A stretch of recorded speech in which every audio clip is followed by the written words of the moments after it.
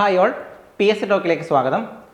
ഈ ക്ലാസ്സിൽ നമ്മൾ ഡിസ്കസ് ചെയ്യാൻ പോകുന്നത് ISROയുടെ അഥവാ ഇന്ത്യൻ സ്പേസ് റിസർച്ച് ഓർഗനൈസേഷൻ്റെ ഏറ്റവും പ്രധാനപ്പെട്ട വളരെ റീസെൻ്റ് ആയിട്ടുള്ള 3 അച്ചീവ്മെൻറ്റുകളെ കുറിച്ചാണ്. ഓക്കെ, അപ്പോൾ ഈ അച്ചീവ്മെൻറ്റുകളെ കുറിച്ച് നിങ്ങളുടെ ഡിഗ്രി ലെവൽ എക്സാമുകൾക്കും അതോടൊപ്പം 10th +2 ലെവൽ എക്സാമുകൾക്കും ചോദിക്കാൻ സാധ്യത ഏറെയാണ്. കാരണം ഏറ്റവും റീസെൻ്റ് ആയിട്ട് നടന്ന ചില ഡെവലപ്മെൻറ്റുകളെ കുറിച്ചാണ് നമ്മളിത് ഡിസ്കസ് ചെയ്യുന്നത്.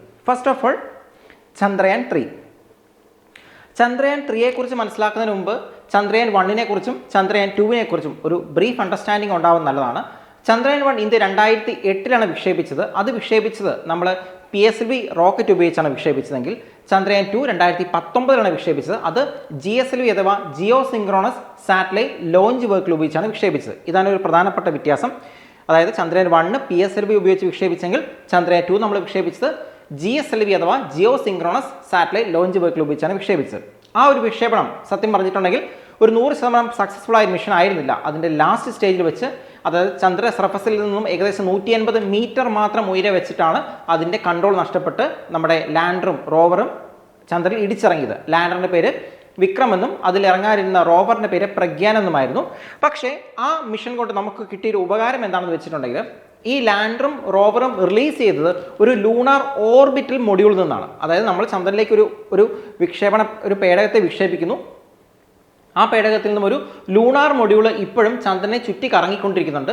ആ ലൂണാർ മൊഡ്യൂളിൽ നിന്നുമാണ് ലാൻഡറും റോവറും ചന്ദ്രനിലേക്ക് ഇറങ്ങാൻ തുടങ്ങിയത്. അപ്പം ലാൻഡറും റോവറും ഇടിച്ച് നശിച്ചു പോയെങ്കിലും ഈ ലൂണാർ മൊഡ്യൂൾ ചന്ദ്രൻ്റെ ഓർബിറ്റിൽ കറങ്ങിക്കൊണ്ടിരിക്കുന്നുണ്ട്. സ്റ്റിൽ അത് കറങ്ങിക്കൊണ്ടിരിക്കുകയാണ്.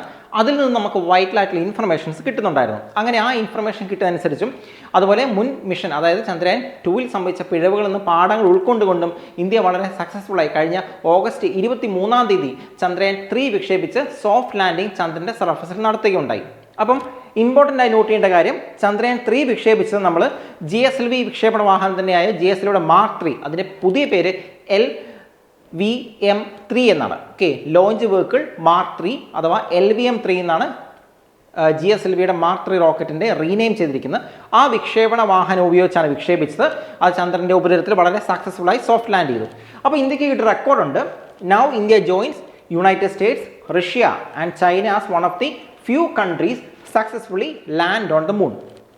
അപ്പോൾ ഇതിനു മുമ്പ് ലൂണാർ സർഫസിൽ ഇറങ്ങിയിട്ടുള്ള രാജ്യങ്ങൾ ഏതൊക്കെയെന്ന് പറയണം. 1 അമേരിക്കയാണ്, 2 റഷ്യയാണ്, 3 ചൈനയാണ്. ഓക്കെ, ഇനി വളരെ ഇമ്പോർട്ടൻ്റ് ആയ വളരെ സ്പെസിഫിക് ആയിട്ടുള്ള ഇൻഫർമേഷനാണ് ഞാൻ നിങ്ങൾക്ക് പറയാൻ പോകുന്നത്. ഞാൻ ചന്ദ്രയാൻ 2ൻ്റെ കാര്യത്തിൽ പറഞ്ഞിരുന്നു ഒരു lunar module. Okay, lunar module എന്ന് പറയുമ്പം ലൂണാർ ഓർബിറ്റൽ മൊഡ്യൂൾ ചന്ദ്രന് ചുറ്റും ഓർബിറ്റ് ചെയ്തുകൊണ്ടിരിക്കുന്നുണ്ട് എന്ന് പറഞ്ഞു. അത്തരത്തിലൊരു ഓർബിറ്റൽ മൊഡ്യൂൾ ചന്ദ്രയാൻ 3യുടെ ഭാഗമായിട്ടില്ല. എന്തുകൊണ്ട്? നമുക്ക് അതിൻ്റെ ആവശ്യമില്ല. കാരണം ഓൾറെഡി നമുക്ക് ആവശ്യത്തിനുള്ള വൈറ്റൽ ഇൻഫർമേഷൻസ് കളക്ട് ചെയ്യാൻ വേണ്ടി ചന്ദ്രയാൻ 2ൻ്റെ ഭാഗമായി പോയിട്ടുള്ള ലൂണാർ മൊഡ്യൂൾ ഓൾറെഡി എക്സിസ്റ്റിംഗ് ആണ്. സോ നമുക്ക് പുതിയൊരു മൊഡ്യൂൾ അയക്കേണ്ട ആവശ്യമില്ല. നമ്മൾ ലാൻഡറും റോവറും മാത്രമാണ് വിക്ഷേപിച്ചത്. ഈ ലാൻഡറിൻ്റെ പേര് വിക്രം തന്നെയായിരുന്നു, റോവറിൻ്റെ പേര് പ്രഗ്യാൻ തന്നെയായിരുന്നു. അത് വളരെ സക്സസ്ഫുൾ ആയിട്ട് അത് ലൂണാർ സർഫസിലൂടെ ഇറങ്ങി പിന്നീട് ട്രാവൽ ചെയ്യുന്നുണ്ട്. 14 ദിവസമാണ് ഇതിൻ്റെ മിഷൻ കാലാവധി, കേവലം 14 ദിവസം. അതിന് ഒരു ലൂണാർ ഡേ എന്നാണ് പറഞ്ഞത്. അതായത് ചന്ദ്രൻ്റെ ഉപരിതലത്തിലെ ഒരു ദിവസം അഥവാ 1 ലൂണാർ ഡേ എന്നറിയപ്പെടുന്ന 14 ദിവസമാണ്. ഈ 14 ദിവസം തന്നെയാണ് നമ്മുടെ ചന്ദ്രയാൻ 3 മിഷൻ്റെ ഈ റോവറിൻ്റെയും ലാൻഡറിൻ്റെയും ഒരു മിഷൻ ലൈഫ് എന്ന് പറയുന്നത്. ഓക്കെ, അപ്പോൾ ഈ കാര്യങ്ങൾ ഒന്ന് നോട്ട് ചെയ്ത് വെക്കുക എക്സാം പോയിന്റ് ഓഫ് വ്യൂവിൽ. ഓക്കെ, ഇനി മറ്റൊരു ഇമ്പോർട്ടൻ്റ് ആയ കാര്യം നോട്ട് ചെയ്യേണ്ടത്, ഈ ചന്ദ്രയാൻ ദൗത്യം നമ്മൾ എന്തിനാണ് വിക്ഷേപിച്ചത്? ചന്ദ്രനെ കുറിച്ച് പഠിക്കാൻ വേണ്ടി. അപ്പോൾ പഠിക്കണമെങ്കിൽ അതിനുള്ള ഉപകരണങ്ങൾ വേണം. വളരെ സോഫിസ്റ്റിക്കേറ്റഡ് ആയിട്ടുള്ള ചില ഇൻസ്ട്രുമെൻറ്റ്സ് അതിൽ ഇൻക്ലൂഡ് ചെയ്തിട്ടുണ്ട്.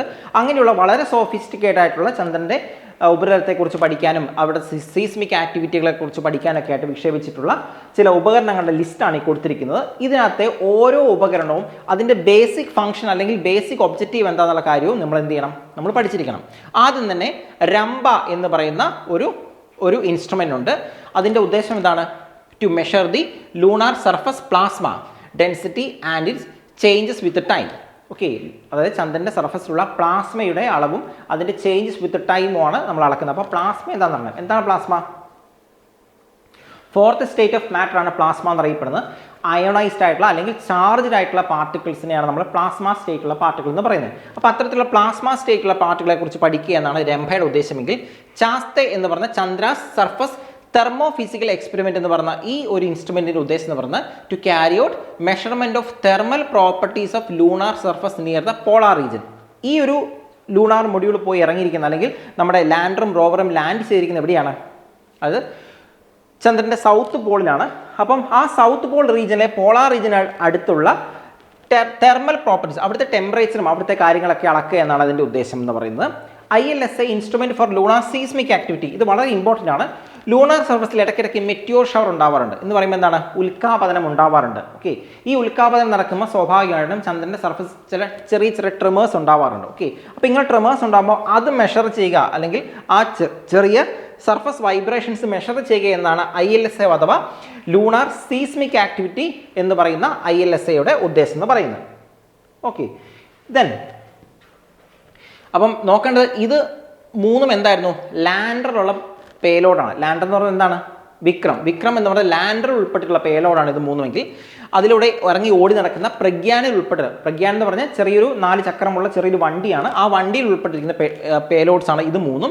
ആൽഫ പാർട്ടിക്കിൾ എക്സ്റേ സ്പെക്ട്രോമീറ്ററും, അതുപോലെ ലേസർ ഇൻഡ്യൂസ്ഡ് ബ്രേക്ക് ഡൗൺ സ്പെക്ട്രോസ്കോപ്പും, അതുപോലെ ഷേപ്പ് എന്നറിയപ്പെടുന്ന സ്പെക്ട്രോ polarimetry of the habitable planet എർത്തും, ഈ മൂന്നും. അപ്പോൾ ഇതിൻ്റെ ജസ്റ്റ് പേര് ഓർത്താൽ മതി, ഇതിൻ്റെ സ്പെസിഫിക് ഫങ്ഷൻസ് ഓർക്കണമെന്നില്ല. പറ്റുമെങ്കിൽ എന്ത് ചെയ്യുക, നിങ്ങൾ ജസ്റ്റ് ഒന്ന് വായിച്ചു വെക്കുക. ഓക്കെ, ഞാനൊന്ന് സൂം ചെയ്യാം, നിങ്ങൾക്ക് ഇതൊന്ന് വായിച്ച് ചെറുതായിട്ട് നോട്ട് ചെയ്ത് വെക്കാം. ഓക്കെ, ഈ 3 ഓർബിറ്റൽ പേലോഡ്സിൻ്റെയും ഫങ്ഷൻസ് എന്തൊക്കെയാണെന്നുള്ളത് യൂട്യൂബ് വീഡിയോ ആയതുകൊണ്ട് നിങ്ങൾക്ക് പോസ് ചെയ്ത് വായിക്കാവുന്നതാണ്. നമ്മൾ മുന്നോട്ട് പോവുകയാണ്. ഓക്കെ, നെക്സ്റ്റ് വളരെ പ്രധാനപ്പെട്ട ഒരു ന്യൂസ് അല്ലെങ്കിൽ ഒരു അച്ചീവ്മെൻറ്റ് ഓഫ് ISRO എന്ന് പറഞ്ഞത് എന്തായിരുന്നു? ആദിത്യ L1 എന്ന് പറയുന്ന ഒരു സ്പേസ് പ്രോബായിരുന്നു. അപ്പം ആദിത്യ L1 നമ്മൾ വിക്ഷേപിച്ചു. അത് എങ്ങോട്ടാണ് വിക്ഷേപിച്ചത്? L1 എന്ന് പറയുന്നത് ലഗ്രാഞ്ചെ പോയിന്റ് 1ലേക്കാണ്. അപ്പം എന്താണ് ആദിത്യ L1 എന്നും ഏത് ലൊക്കേഷനിലേക്കാണ് അത് വിക്ഷേപിച്ചതെന്നാണ് നമ്മൾ മനസ്സിലാക്കേണ്ടത്. അപ്പം ആദിത്യ L1 എന്ന് പറയുന്നത് ഒരു സ്പേസ് പ്രോബാണ്. അതിൻ്റെ ഉദ്ദേശം എന്ന് പറയുന്നത് സൂര്യനെ കുറിച്ച് പഠിക്കുക, സൂര്യൻ്റെ കൊറോണയെക്കുറിച്ച് പഠിക്കുക, സൂര്യൻ്റെ സോളാർ ആക്ടിവിറ്റികളെ കുറിച്ച് പഠിക്കുക തുടങ്ങിയ ഉദ്ദേശത്തോടു കൂടിയാണ് നമ്മൾ എന്ത് ചെയ്തത്? ഈ ആദിത്യ L1 വിക്ഷേപിച്ചിരിക്കുന്നത്. So Aditya L1 catches is first high energy solar flare. ഇപ്പോൾ സോളാർ ഫ്ലെയർ എന്താണ്? സൂര്യൻ്റെ സർഫസിൽ നിന്നും പുറപ്പെടുന്ന ഹൈ എനർജി ആയിട്ടുള്ള റേഡിയേഷൻസിനാണ് സോളാർ ഫ്ലെയർ എന്ന് പറയുന്നത്. ഈ സോളാർ ഫ്ലെയറിനെ ക്യാച്ച് ചെയ്തു എന്ന് പറഞ്ഞ ന്യൂസാണ് നിങ്ങൾക്ക് കാണാൻ സാധിക്കുന്നത്. അപ്പം ബേസിക്കലി മനസ്സിലാക്കേണ്ടത് ഈ ആദിത്യ L1 എന്ന് പറയുന്നത് will be the first space based Indian mission to study sun. അതാണ് ഒന്നാമത്തെ കാര്യം. So this will be the first space based Indian mission to study sun. സൂര്യനെ കുറിച്ച് പഠിക്കുക എന്നാണ് ഇതിൻ്റെ ഉദ്ദേശം എന്ന് പറയുന്നത്. The spacecraft shall be placed in a halo orbit around the Lagrange point 1 the Earth Sun system which is about 1.5 million അഥവാ 15 ലക്ഷം kilometre from earth. അപ്പം ഈ ഒരു പോയിന്റ് എവിടെയാണ്? നമുക്കിവിടെ കാണാം, ഇത് നമ്മുടെ ഭൂമിയാണ്. ഭൂമിയിൽ നിന്നും ഏകദേശം 15 ലക്ഷം കിലോമീറ്റർ അകലെയായിട്ടാണ് എന്ത് ചെയ്യുന്നത്? ഈ പറഞ്ഞ L1 എന്ന് പറഞ്ഞ പോയിന്റ്, ലഗ്രാഞ്ചെ 1 എന്ന് പറഞ്ഞ പോയിന്റ് വരുന്നത്. അത് സൂര്യനിൽ നിന്നും ഏകദേശം 92 മില്യൺ അഥവാ എത്രയുണ്ടാവും? 9 കോടി കിലോമീറ്റർ അകലെയായിട്ടാണ് ഇത് വരുന്നത്. ഈ പറയുന്ന ആദിത്യ എന്ന് പറഞ്ഞ സ്പേസ് പ്രോബ് ലൊക്കേറ്റ് ചെയ്യുന്നത്. അപ്പോൾ ഉദ്ദേശം എന്താണ്? സൂര്യനെ കുറിച്ച് പഠിക്കുക എന്നാണ്. അപ്പോൾ നിങ്ങൾ കേട്ട ഒരു ടേം ഉണ്ട്, ലഗ്രാഞ്ചെ പോയിന്റ് 1 അഥവാ L1. അപ്പോൾ എന്താണ് ഈ ലഗ്രാഞ്ചെ പോയിന്റ്? നിങ്ങൾക്ക് ഇവിടെ 5 L പോയിന്റ്സ് കാണാം. L1, L2, L3, L4 and L5. ഈ 5 പോയിന്റുകൾ എന്ന് പറയുന്നത് ലഗ്രാഞ്ചെ പോയിന്റ് എന്നറിയപ്പെടും. ഏത് ഒരു 2 മാസീവായിട്ടുള്ള ബോഡി സിസ്റ്റം എടുത്താലും, ഉദാഹരണത്തിന് എർത്ത് സൺ സിസ്റ്റം എടുത്താലും അല്ലെങ്കിൽ എർത്ത് മൂൺ സിസ്റ്റം എടുത്താലും, ഈ ബോഡികൾ മൂലമുള്ള അല്ലെങ്കിൽ അവർക്കിടയിൽ എന്തുണ്ട്? ഗ്രാവിറ്റേഷണൽ ഫോഴ്സ് ഓഫ് അട്രാക്ഷൻ ഉണ്ട്. മാസമുള്ള എല്ലാ ഒബ്ജക്റ്റിൻ്റെയും വളരെ ഫണ്ടമെൻ്റൽ ആയിട്ടൊരു ക്യാരക്ടറിസ്റ്റിക്സ് ആണെന്ത്? ഗ്രാവിറ്റേഷണൽ ഫോഴ്സ് ഓഫ് അട്രാക്ഷൻ എന്ന് പറയുന്നത്. അപ്പോൾ ഇത്തരത്തിലുള്ള ഗ്രാവിറ്റേഷണൽ ഫോഴ്സ് ഓഫ് അട്രാക്ഷൻ ഉള്ളതുകൊണ്ട് തന്നെ ഈ അട്രാക്റ്റീവ് ഫോഴ്സ് ക്യാൻസൽ ആയി പോകുന്ന 5 പോയിന്റുകളെ ഈ ഒരു സിസ്റ്റത്തിന് ചുറ്റും നമുക്ക് ഒബ്സർവ് ചെയ്യാൻ പറ്റും. ഇത് സൂര്യൻ്റെയും ഭൂമിയുടെയും കേസിൽ നിന്ന് മാത്രമല്ല, ഏത് 2 ഗ്രാവിറ്റേഷണൽ ബോഡി എടുത്തു കഴിഞ്ഞാലും അതിന് ചുറ്റും ഇത്തരത്തിലുള്ള 5 പോയിന്റുകൾ where the gravitational force of attraction become 0 or become cancelled ആയിട്ടുള്ള 5 പോയിന്റുകൾ നമുക്ക് എന്ത് ചെയ്യാൻ പറ്റും? ഐഡന്റിഫൈ ചെയ്യാൻ പറ്റും. അങ്ങനെയുള്ള 5 പോയിന്റുകളാണ് ഈ പറഞ്ഞ ലഗ്രാഞ്ചെ പോയിന്റ് എന്നറിയപ്പെടുന്നത്. ഇങ്ങനെയുള്ള 5 പോയിന്റുകളിൽ L1 എന്ന് പറഞ്ഞ പോയിന്റിലാണ് ആദിത്യ എന്ത് ചെയ്തിരിക്കുന്നത്? ലൊക്കേറ്റ് ചെയ്തിരിക്കുന്നത്. ഓക്കെ, അപ്പോൾ ലഗ്രാഞ്ചെ പോയിന്റ് L1 എന്ന് പറഞ്ഞാൽ എന്താണ്? So this is an halo orbit എന്ന് പറയുമ്പോൾ net gravitational force of attraction of earth and sun. Okay, net gravitation force of earth and sun 0 ആയിട്ട് വരുന്ന ഒരു പോയിന്റാണ് L1 എന്ന് പറയുന്നത്. അവിടെയാണ് എന്തിരിക്കുന്നത്? ഈ പറയുന്ന ആദ്യത്തെ ലൊക്കേറ്റ് ചെയ്തിരിക്കുന്നത്. ഇതിന് കൂടുതൽ ഒരു അഡീഷണൽ ഇൻഫർമേഷൻ കൂടെ പറയാം. നാസ വിക്ഷേപിച്ച സ്പേസ് ടെലസ്കോപ്പ് ആയിട്ടുള്ള ജെയിംസ് വെബ് ടെലസ്കോപ്പ് അത് ലൊക്കേറ്റ് ചെയ്തിരിക്കുന്നത് എവിടെയാണ്? അത് L2 എന്ന് പറയുന്ന പോയിന്റാണ്, ലഗ്രാഞ്ചെ പോയിന്റ് 2 അഥവാ L2ലാണ് ഇത് ഈ പറഞ്ഞ ജെയിംസ് വെബ് ടെലസ്കോപ്പ് നാസയുടെ ലൊക്കേറ്റ് ചെയ്യുന്നത്. അപ്പം നാസയുടെ ജെയിംസ് വെബ് ടെലസ്കോപ്പ് L2ലാണെങ്കിൽ നമ്മുടെ ആദ്യത്തെ L1 എന്താണ്? L1ലാണ്. ജെയിംസ് വെബ് ടെലസ്കോപ്പ് സൂര്യനെ ഒബ്സർവ് ചെയ്യല്ല കേട്ടോ അതിൻ്റെ ഉദ്ദേശം പ്രപഞ്ചത്തിലേക്ക് നോക്കി പ്രപഞ്ചത്തിൻ്റെ വിവിധ കോണുകളിൽ നിന്ന് ലൈറ്റുകളൊക്കെ ക്യാപ്ചർ ചെയ്ത് പ്രപഞ്ച പഠനം നടത്തുക എന്നാണ് ജെയിംസ് വെബ് ടെലസ്കോപ്പിൻ്റെ ഉദ്ദേശം. ഇതിൻ്റെ ഉദ്ദേശം എക്സ്ക്ലൂസീവ്ലി സ്റ്റഡീസ് ആണ് ഇതിൻ്റെ ആദ്യത്തെ ഉദ്ദേശം. ഓക്കെ, ഇനി മൂന്നാമത്തേതും വളരെ ഇമ്പോർട്ടൻ്റ് ആയ മറ്റൊരു news, ISRO gears up for GSLV NVS-1 NavIC satellite launch on Monday when and where to watch എന്ന് പറയുന്ന ന്യൂസ് ആർട്ടിക്കിളാണ് ഞാൻ കാണിച്ചിരിക്കുന്നത്. അപ്പം നമുക്ക് ഓൾറെഡി അറിയാം ഇന്ത്യക്ക് സ്വന്തമായിട്ടൊരു നാവിഗേഷൻ സിസ്റ്റം ഉണ്ട്, അല്ലെങ്കിൽ Indian regional navigation satellite system അഥവാ IRNS, ഇന്ത്യയുടെ നാവിക് അല്ലെങ്കിൽ ഇന്ത്യയുടെ GPS എന്നറിയപ്പെടുന്ന IRNS ഉണ്ട്. ഓൾറെഡി ഇത് ഫങ്ഷണലാണ്. 7 ആക്റ്റീവ് സാറ്റലൈറ്റുകളാണ് അതിനകത്തുള്ളത്. 3 ജിയോ സ്റ്റേഷനറിയും 4 ജിയോ സിങ്ക്രോണസ് സാറ്റലൈറ്റുകളാണ് അതിനകത്തുള്ളത്. മൊത്തം 7 സാറ്റലൈറ്റ്. ഓക്കെ, അപ്പം ഇപ്പോൾ ഓൾറെഡി എക്സിസ്റ്റിംഗ് ആയിട്ടുള്ള ഈ പറയുന്ന നാവിക്കിൻ്റെ സർവീസ് പല ഫോണുകളിലും ഓൾറെഡി കൊമേഴ്ഷ്യലി നമുക്ക് അവൈലബിൾ ആണ്. GPS-ന് പകരം നിൽക്കുന്നതാണ്. ആദ്യം തന്നെ നോട്ട് ചെയ്യേണ്ട കാര്യം, GPS അമേരിക്കയുടെ ഗ്ലോബൽ പൊസിഷനിങ് സിസ്റ്റം ആണെങ്കിൽ നാവിക്ക് ഇന്ത്യയുടെ ഇൻഡിജിനസ് ആയിട്ടുള്ള പൊസിഷൻ സിസ്റ്റമാണ്. ഓക്കെ, അപ്പം പ്രധാന വ്യത്യാസം എന്ന് പറയുന്നത് നാവിക്കിൻ്റെ കവറേജ് ഏരിയയാണ്. GPS-ന് ഗ്ലോബൽ കവറേജ് ഉണ്ട്. അതായത് നിങ്ങളിപ്പം അമേരിക്കയിൽ പോയാലും ഓസ്ട്രേലിയയിൽ പോയാലും ജപ്പാനിൽ പോയാലും റഷ്യയിൽ പോയാലും നിങ്ങൾക്ക് GPS-ൻ്റെ സർവീസ് കിട്ടുമെങ്കിൽ നാവിക്കിൻ്റെ സർവീസ് നിങ്ങൾക്ക് ഇന്ത്യൻ മെയിൻലാൻഡിൽ നിന്നും കേവലം 1500 കിലോമീറ്റർ മാത്രമേ കിട്ടുകയുള്ളൂ. എന്ന് പറയുമ്പോൾ നിങ്ങൾ അമേരിക്കയിൽ പോയിട്ട് നാവിക്കുള്ള ഫോൺ ഉപയോഗിച്ച് നിങ്ങൾക്ക് ഒരു സൊമാറ്റോ ഓർഡർ ചെയ്ത് നോക്കി എന്ത് ചെയ്യാൻ പറ്റില്ല, അല്ലെങ്കിൽ അവിടെ ഒരു ഫുഡ് ഡെലിവറിക്ക് പോയി ശ്രമിച്ചാലോ അല്ലെങ്കിൽ ഒരു ലൊക്കേഷനിലേക്ക് നിങ്ങൾക്ക് മാപ്പ് ഇട്ട് ട്രാവൽ ചെയ്യാൻ നോക്കിക്കഴിഞ്ഞാൽ നിങ്ങൾക്ക് സാധിക്കില്ല. കാരണം നാവിക്കിൻ്റെ സർവീസ് വളരെ റീജിയണലായിട്ട് മാത്രമേ അവൈലബിൾ ആയിട്ടുള്ളൂ. ഇന്ത്യൻ മെയിൻലാൻഡിൽ നിന്നും 1500 കിലോമീറ്റർ മാത്രം. അപ്പം പുതിയതായിട്ടൊന്ന് അഡീഷൻ എന്താണെന്ന് ചോദിച്ചിട്ടുണ്ടെങ്കിൽ പുതിയൊരു സാറ്റലൈറ്റ് കൂടി വിക്ഷേപിച്ചിട്ടുണ്ട്. അതിൻ്റെ പേരാണ് NVS-1 എന്ന് പറയുന്നത്. അപ്പം NVS-1 അഥവാ NVS-01 പ്രത്യേകത എന്ന് പറഞ്ഞാൽ പലർക്കും ഒരു ഡൗട്ടാണ്, നാവിക്കിൻ്റെ റേഞ്ച് അല്ലെങ്കിൽ അതിൻ്റെ കവറേജ് ഏരിയ കൂട്ടുക എന്നൊരു ഉദ്ദേശം ഓൾറെഡി ISRO പ്രഖ്യാപിച്ചിട്ടുണ്ട്. അതിൻ്റെ ഭാഗമായിട്ടാണ് ഈ ഒരു വിക്ഷേപണം നടന്നിരിക്കുന്നത്. അത് തികച്ചും തെറ്റാണ്.